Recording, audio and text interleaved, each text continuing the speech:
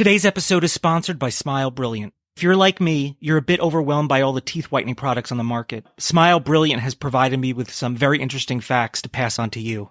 Fact number 1. Teeth whitening does not whiten your teeth. It removes the stains and restores the tooth to its natural color. Fact number 2. Teeth whitening does not damage teeth. Well, that's good to hear. Fact number 3. Tooth sensitivity is the result of tooth dehydration. Fact number 4. Caps and veneers cannot be whitened. And fact number 5. The key to teeth whitening is the delivery device. So long as a whitening product is a peroxide-based whitener, it will remove the stains.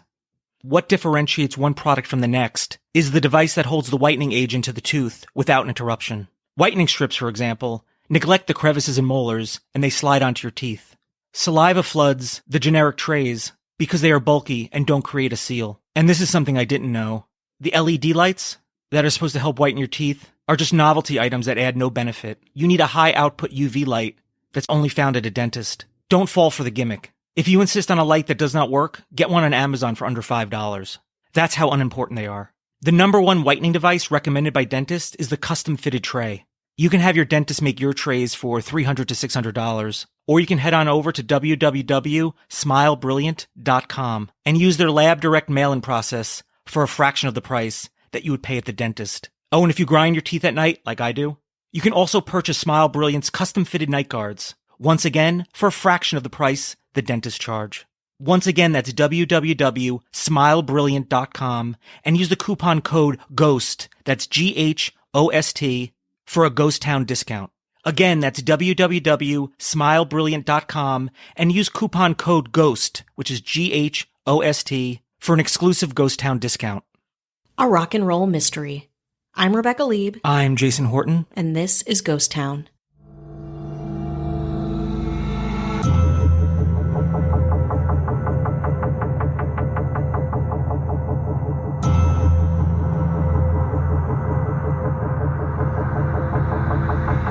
The death of musician Bobby Fuller is an LA mystery.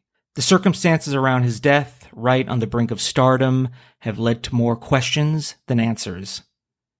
This is the story of the mysterious and still unsolved death of Bobby Fuller of the band The Bobby Fuller 4. People are like, I'm not 300 years old. I don't know who that is. Well, I am 300 years old, so I'm going to tell you. If you're familiar with the song I Fought the Law. Yeah. They did a cover of that, and that was probably their biggest hit. It was their version of I Fought the Law. Is it a little bit faster and kind of lower? It's a kind of like a mid 60s rockin'. I think their version is great. There's a ton of covers of it. Mm-hmm. Dead Kennedys. The Clash has a pretty popular version, but I would say it's even up there with those. It's a pretty up tempo, and a lot of people have covered it. It's an outlaw song. I resonate with it because I'm such an outlaw myself. That's true. But the law always wins. The law always wins because I don't defy it. Yeah. Okay. Fair. On July 18th, 1966, Bobby Fuller was found dead inside of his car at the age of 23 in Hollywood, California. So we have a LA story. That's why I was always so interested in this. Wow. And the circumstances around his death are sort of mesmerizing, and with all the different bits of information that are at play. Mm-hmm. And I think it's always been ruled as a suicide, somewhat dismissive, but people are still looking into it, and people really feel like they don't have answers. And based on the information, it doesn't make a lot of sense. And 23 too. 23 in the 60s is like he already has grandchildren by that point. Right. And, listen, the rock and rollers burn out, the 27 Club, we've talked about Janis Joplin. We've talked about many musicians. This doesn't seem to be any of those things. Mm-hmm. It's not like he was a star for a while and then just kind of reaping those rewards of being a rock star, and it took a toll on him, although I can't, speak to what's going on in a human being's mind. He was really kind of on the verge of being a star, and that ended. In the early hours of July 18th, 1966, Bobby Fuller received a phone call, left his Hollywood apartment. His mother, Lorraine, was out, and I think she was living with him or near him. She was out from El Paso, and it was her Oldsmobile that he borrowed. Got it. Nice big car. I think I learned how to drive in an Oldsmobile. Big green one, maybe. Ooh, I love like the ones that are wood paneled and really long, like a hearse. It is. It's a pretty solid piece of machinery. Love it. And really, this Oldsmobile essentially becomes his tomb in a way. So the car is somewhat important. It's an important figure in this, is because that's where he was found, and a lot of strange things circumstantially have taken place, but there's no answers. Yeah. I feel bad about that hearse comment now. So his mother is checking because he went out late that night. He got a phone call. He's out. He's 23 years old. It's Hollywood. He's partying. He's having a good time. It's, he's not probably doing charity work, at least that night, or attending a late night mass. He's, he's doing what a 23-year-old's supposed to do in Hollywood when you're essentially a celebrity. Yeah. So his mother is checking. He's gone all night, and she's probably checking every 30 minutes. Where's my son? But probably also not thinking the worst. Where's my car? Yeah. Where are both of those things? Exactly. I want them both here and intact by midnight. You're a rock star, but you're still my son. She comes out at 5:00, sees her car in the adjacent parking lot to 5 a.m.? 5 p.m. 5 p.m. Okay. So it's 5 p.m. in the afternoon. He's been gone all night and all day. Wow. She's checking in regular intervals. Mm-hmm. That's important when she's checking. Sees the car in I guess, it's apartment complex, and maybe there's another apartment complex or another little parking lot. The car is there. He is in that car, and he is dead. He is covered in burns and bruises. Jesus. There is a 1/3 full can of gasoline in the car. He's covered in the gasoline, and there's a hose. No keys. Door is unlocked. Police are called. They assume, it's suicide. Yeah. I'm sure, listen, the police probably are like another punk kid, a rock and roller, 1966. You're still like that kind of counterculture really doesn't start hitting for another. I mean, it's starting, but it's 1965. It's starting to really be a true upheaval. But in 1966, I believe, really started to boil yet. But it's still that idea of probably like rock and roller. Yeah. Committed suicide. Who cares? So what? Let's close the book on him. And, listen, is sometimes that's the case? Sure. But what they found is his body was already in rigor mortis. What? So he's been dead for hours. He had a full bladder, which means that, all these things mean that he's been dead for a while. How is he not there at 4:00, 4:30? How is he there at 5:00? Dead, but been dead for hours. Yeah. No keys. How did the car get there? How did he get like that? The police pretty much write it off. They see these burns. They're like, well, it's gasoline. It's hot. He's been, it's sitting in the car, and that's pretty viable. But they, the gas can, they're like, throw it in the garbage. No, we don't need don't take any forensic information. Yeah. Which, forensics. At that point, like pretty minimal, but Pretty at the minimal, same but time, worthwhile. yeah. Oh, absolutely. Fingerprinting has been going on for a while. We're talking about it authoritatively, like it doesn't make sense that they didn't investigate further. People weren't immediately questioned. There was no real true investigation in a way that you're like, hey, listen, these first few hours, this first 24 hours is pretty crucial. They just write it off. Shoddy police work, pretty standard. I mean, it looks the way it looks, and I understand that, but things just don't add up. No. And not to say that, he was, again, just coming back from, going to church or getting an ice cream cone either. But the fact that he committed suicide, he's like, oh yeah, he must have just drank a lot of gas and poured it on himself. Died 3 hours ago and then drove the car back home. Did they have toxicology technology at that point? What they found as far as autopsy, and you could find autopsy information, but the problem is the autopsy information is first it's suicide. Then on another page, it's accident. Jesus. Then there's another page where there's just question marks next to both of them. Get it together, LAPD. Every PD. I think they really either rushed it or they kind of just made an assumption pretty quick. And, they want closed cases, right? Yeah. They want to close them as quickly as possible. Having a bunch of open cases is not great. And it's probably a lot easier to be like, hey, what happened to this, my favorite singer? Oh, he committed suicide and that's it. And let's move on. Yeah, absolutely. I was going to say the same thing where it's like, they just want these cases behind them because I'm sure there's still, even at this point, like a glut of crime. They don't want to deal too much with this young kid who probably is perceived of as being irresponsible out with his friends, an up-and-coming rock star. So around this time, there was kind of a lot of things happening with the band, and the theories around what happened to him, how did he get there, is huge. How did this Oldsmobile with him in it, no keys, apparently been dead for quite a while.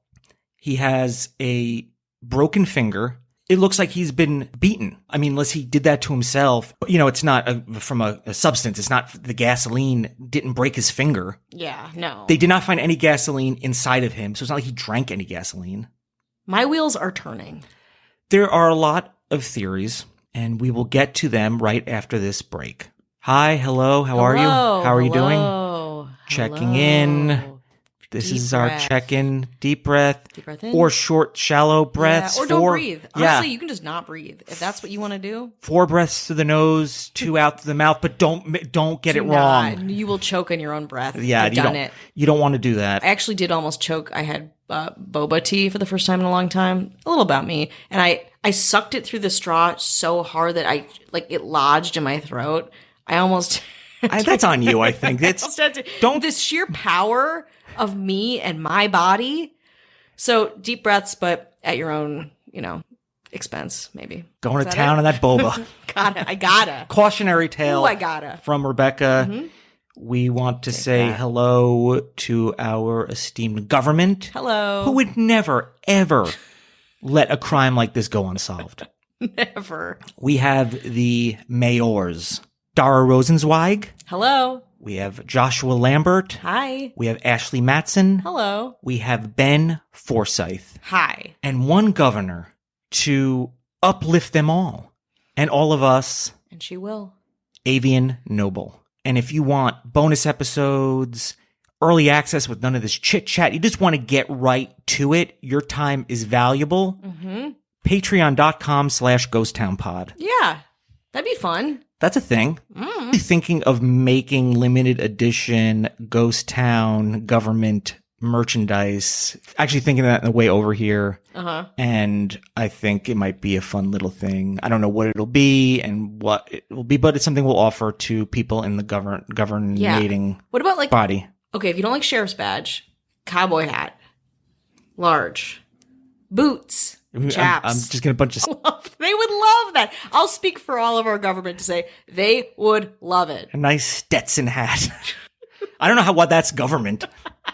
Does the government wear Stetson hats? I'm thinking old-timey, but okay. Do you want... I guess if it's a ghost town. Like a tie? Do you want shoulder pads? What do you want? What do you people want? I'm thinking of maybe like a gold-plated Bluetooth headset to walk around with. Just a simple gold-plated Bluetooth headset. That's all. That little old thing. All right. Well, if you are interested in a video version of this episode with some pics, some vid, there is one. It's out now. YouTube.com/Jason Horton, or you can find the link in the description or show notes. Check that out. Even if you're like, I don't want to watch this, press play on and don't watch it. It helps. Mm-hmm. Press the like button. Yeah. You were like, how can I help really quick? You don't even have to watch it. It helps the algorithm. So according to the LA County Coroner's report, deceased was found lying face down in front seat of car, a gas can 1/3 full, cover open. Windows were all rolled up and doors shut, not locked, keys not in ignition. And from what I've seen, there was no keys around. Where the fuck are these keys? I don't know. I don't know where the keys are, but and it's face down on the wheel, you think? I think, yeah, in the driver's seat, because the gas can, I think, was next to it. And so despite all the evidence, the investigators are convinced of suicide, that he died from drinking gasoline, which is, listen, that's one, I would make that leap. It's not much of a leap. I'll be like, okay, sure. But it's an easy thing to find out. In fact, it's like a pretty rudimentary thing to find out when you do an autopsy. Absolutely. Also, I don't know, but I can imagine it's like, what a horrible, painful way to go. Drinking gasoline? How much do you even have to drink? Well, if it's 1/3 full, OD then they'd like be normal rock 2/3. stars. Yeah, I don't know. And then the coroner determined that he died from asphyxia due to inhalation of gasoline. Like I said, there's discrepancies on the coroner's report. It's inconclusive. We're not looking for necessarily the pursuit of justice. Mm-hmm. We're like, this is on the surface makes the most sense. Yeah. Good enough for me. It's not like there's 10 bodies in the car. Person's dead, so what? So what? Get him out of here. On to the next one. Book him, Dano. But there's nobody to book. Are you 300 years old? That's maybe. But on that morning of July 18th, 1966, all the members of the Bobby Fuller Four were expected to have negotiations with their label about the band's direction and a future European tour. And that was supposed to be like tense. They were not on the same wavelength when it came to a lot of that. And according to Bobby Fuller's friend, Rick, Bobby Fuller had a few beers before midnight on July 17th. And Rick said he fell asleep shortly after midnight. He noticed Fuller left when he woke up at 2:30 a.m. And the last person that admitted to seeing Fuller alive was his landlord, Lloyd, who reported that Fuller had stopped by his apartment around 3 a.m. to drink more beer. Yeah. I guess timeline that kind of adds up. I think so. Bobby's friend, Boyd Elder, he arrived soon after body was discovered, and he remembers that the police didn't seal off the crime scene. As if it really wasn't a crime scene. It was like, it's a mess to clean up. Just a parking lot. Didn't take any fingerprints, didn't look for evidence. And the only thing that they said to him was, get the hell out of here. Not like, hey, who are you? How are you related to this person? Did you see him last? It was like, hey, somebody who has possible information, get out of here. And one witness saw a plainclothes officer remove the gas can from the back seat, in the back seat, and throw it in the trash. Did you just also just take a mint out of the glove compartment? Did they take the car for a ride? Like what? Even in the 60s, this is so insane to me. It seems pretty recent enough that if you probably went over it again, you could probably find some answers, but there are some updates. Mm-hmm.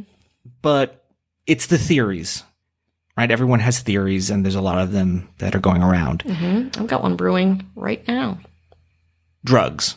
That Bobby supposedly wasn't much of a recreational drug user, but he, was interested in LSD, as a lot of people. It's like, I want to, even though it's not out yet, I want to make Sgt. Pepper's. Yeah. I want to make Pet Sounds, Beach Boys Pet Sounds. I don't want to wear these matching Cuban shirts. Yeah.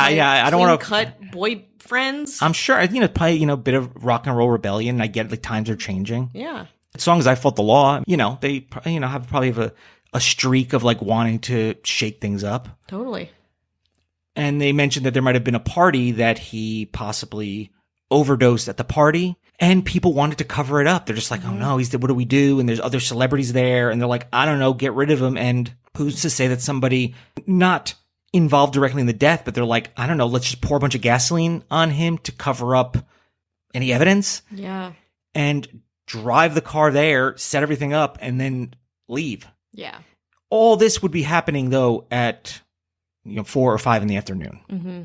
It was a rival band or musician, which makes very little sense only because it's very far-fetched. Yeah. But also, it's not like there's many bands. I mean, like, we could be successful if we get rid of the Bobby Fuller Four in 1966. Yeah. It's a bit far-fetched.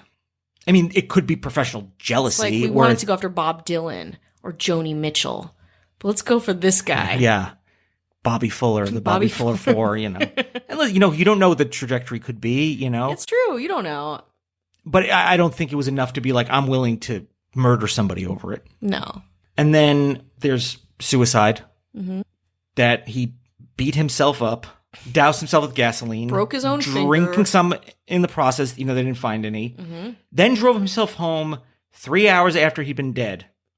So that was all the things that would have to happen based on this evidence. That's the supernatural theory, too. Is it a supernatural theory? No, that's, the life after death. Oh, right, if yeah. you're dead, you're going to drive yourself home. Sure, yeah, that would be... His own ghost killed him.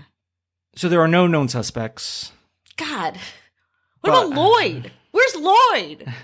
I hate... This is like... We'll get to it. Yeah. I'll let you finish. Yeah, you don't know much about the landlord but maybe, he had I don't know. Like, it also seems like it's also a lot to happen. There's somebody that had to have seen him alive between the time before he possibly died and he left the house earlier that day before. Yeah. According to Randy, his brother Randy was the one who was interested in music and got a guitar. And I think he went to the military, and then Bobby picked up and says, I like this. And when he came back and he's like, hey, you want to do a band? He's like, yeah, I'm the singer.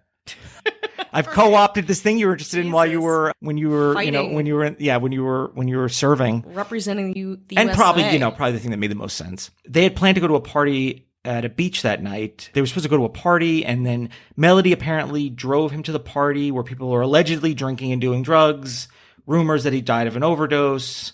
It was a cover-up. So this secret girlfriend, Melody, supposedly had a boyfriend of her own that had ties to the mob, which I feel like ties to the mob is, you can add that to almost literally everything. Like, everything. What even does that mean? Also, Melody, convenient name for a musician's.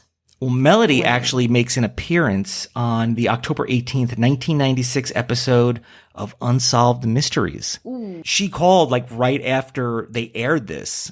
They aired the episode. So I don't know if they, when you watch it, you don't know if it's an actor playing, Unsolved Mysteries. Yeah, you're like, is this E channel? Good? Like, it's good, But I think it might have been an actor playing that. When you watch it, I don't think it was her. I don't know where they got that information from, but she had called Melody. She was just like, hey, I just saw this episode. She confirmed several facts on the story, things they were saying. She said she didn't date anyone who had ties to the mob, and she was not with Bobby the night he died. But she also believes that Bobby did not commit suicide. So this is 1996. We're getting some information about that. a little bit after the fact. Now, years later, Bobby's death was changed from suicide to accident, which helps keep it a cold case. Keep the cold case cold and not a closed case, I suppose. Yeah, I mean, but you still want, like, you want it to be active, but you just need, it's like, this is one of those cases that, in my humble opinion, will never be solved because of so much grotesque negligence that happened in the very beginning of it. And it's to the point where it's like, this is in the 60s, people are dying out, you hope that maybe you'll find something, but even it's just like, asking them, for me, you telling me this case, which I'm not familiar with, there's so many people to talk to. There's so many, I'm sure he's an up and coming musician. There's a ring of friends, like a circle that he has that he runs with. What was his mind like in general? What was his mind like the last time you talked to him? And I mean, there's people that know something, and yes, and also people are dying off. But then there's also people that tell people things. And Totally. Is it secondhand? Maybe. But if you get 20 people that are independent of each other telling you the same thing, might be something to it. Yeah, God forbid. So they hope, even to this day, and I feel like this is maybe as of 2019, they want to exhume his body and see what, I don't know what you get with modern forensics meets very, very decayed DNA. Yeah. So I guess you hope that the modern DNA can kind of offset the possibly poor quality of evidence from exhuming the body. The investigation. I mean, it's worth a shot, I think. I know stuff like that, you put the DNA into the system, and really you can't get anything unless there's already a match in the system, or at least what I know from like the Night Stalker case, for example. But why the fuck not? I mean, I assume family is still around and living. He was still pretty young when he died.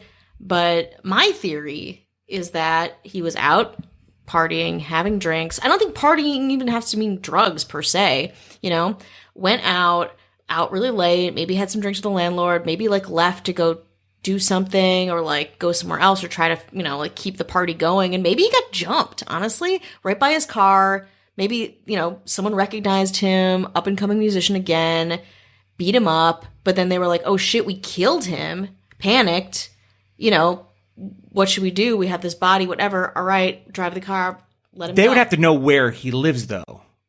That's a good point. So if strangers couldn't be like, oh, I guess possibly, though, they could look at license, that information. That's a fair It's also very risky. I mean, I don't know, would you want to jump somebody? Well, if you felt guilty, if there was, you're right. I guess there has to be some connection, because I think the guilt is saying, we're not going to leave this body in this car here, whatever. The guilt is saying we need to bring this back to this person so this body can be found. Yeah. It's probably a foul play, but probably it would have to be with somebody with some connection to him. Yeah. Because I think a perfect stranger, let's just say like, I want money. I'm a crazy drug addict. I'm tweaking out. I know I sound like a narc. And then things go wrong and they're like, oh, I feel really bad. Let me find out where he lives and like drive this stranger to his house. They probably would just run. Yeah. But if it's somebody connected to him, they're like, whoa, let's get him away from where we are. Yeah. Yeah. So you can't make a connection back to if it's in front of, oh, you live, he was found on this street. You live on that street. That's weird. And it's like nobody is questioned. It's obvious that there's a, incongruency with the time of death and when the car got there. Like, why do we not have more, casework around? It's so annoying because it feels like there was at that point such a wealth of evidence. Randy Fuller, Bobby Fuller's brother, co-wrote a book in 2015 called I Fought the Law, The Life and Strange Death of Bobby Fuller. A theory was that Morris Levy, who was the owner of Roulette Records, and he had those kind of mob strong-arm tactics, which, listen, I get that. It's, it's a competitive industry. It's like, I think that happened with like Elvis and Sun Records and stuff like that back in the day. It's like very almost like mafia-ish. Hey, there's money involved. No, your artist is with us. It seemed probably with movie studios. Yeah. No, you're an RKO actor. That maybe he was involved in Bobby's death. And in 1966, Bob Keane signed a deal with Roulette to distribute Bobby's music. Randy believes his brother may have been killed because he wanted to break out of a business deal with Morris Levy. I think Bob Keane is the one who signed them and managed them and such. So that is part of what Randy Fuller thinks. And I was like, I mean, if anything, you'd probably have the most information on who your brother was. But I say this about a lot of these things is nobody wants to eulogize the people they know in a negative way. One, because they might be like, hey, listen, it's irrelevant. I don't want to tell you. And I don't want you to go on a tangent because one day you felt bummed out. Yeah. And you're like, oh, it's definitely suicide. Yeah. And also you don't want to, maybe sully their memory. Or who knows how actually close you are with the person at 23. I don't know. Maybe we're in a band, but like. And who knows if you're fucked up? Like Randy, we don't know his mental state. We don't know their relationship. Like we don't know anything about the dynamics of, their business partnership essentially and family relational partnership. Like I said, like the idea of like a rival getting rid of Bobby Fuller, it's because he wasn't known like Paul McCartney was known, or like you said, like Bob Dylan was known, where you don't have a lot of documentation on people that know him and know how they act, or like, I mean, I couldn't find any interviews with him. Yeah. He's at this point of his death, he is a young, up and coming, but still one-hit wonder. Essentially, I mean, they had one or two other songs, but I Fought the Law is what they're probably most known for, and they sold the most as far as their music catalog. And again, maybe I'm seeing this through the lens of history. We're so far ahead in the future, so that could be wrong. But it doesn't, what I'm trying to say, it doesn't feel like you'd kill this person for money or, around business, really. The fact that we don't have a ton of information about Bobby Fuller in general, be it interviews or really testimonials about him, just goes to show that he was really up and coming, because people don't document those things until you have arrived. Yes, until you've made it. Totally. So I guess I'm trying to say, Melly, Bobby's ex-girlfriend, if you're listening, call in. We want to hear everything. We're going to get you such a good reenactment actor. It's going to be amazing. Just you wait. How old do you think Melody is right now? 18?